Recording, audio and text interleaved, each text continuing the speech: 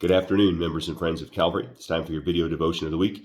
Today it comes from the book that we've been studying in our church-wide devotions. In Deuteronomy chapter 4 and verse number 40, it says this, "Thou shalt keep them, therefore, his statutes and his commandments, which I command thee this day, that it may be well with thee and with thy children after thee, that thou mayest prosper, that thou mayest prolong thy days upon the earth, which the Lord thy God giveth thee forever."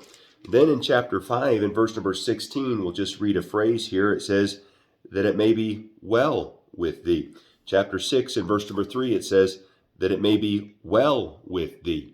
In chapter 6 and verse number 18, it says, that it may be well with thee. And then in chapter number 12 and verse number 25, you guessed it, it says that it may be well with thee. In all of these statements, God is imploring us and asking of us that we might obey him, that we might follow him, that we might do what he is commanding us to do. And certainly we should do it because God's worthy of our obedience. God's worthy of our affection. God's worthy of our love.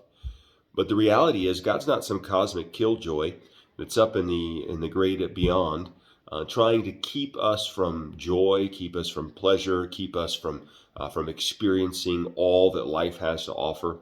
No, quite the opposite. His rules, his guidelines, the steps that he's commanded that we follow are actually there for our benefit, that it may be well with thee, that it may be well with thee.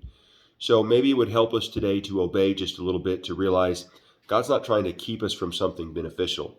He's trying to keep us from something hurtful so that he might be able to provide something for us beneficial. Even in our text, I read it earlier today in chapter 6 and verse number 23, and he brought us out from thence that he might bring us in.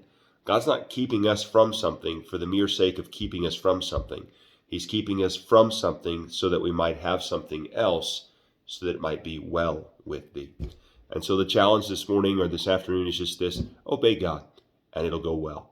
Praise the Lord. We have a God that cares.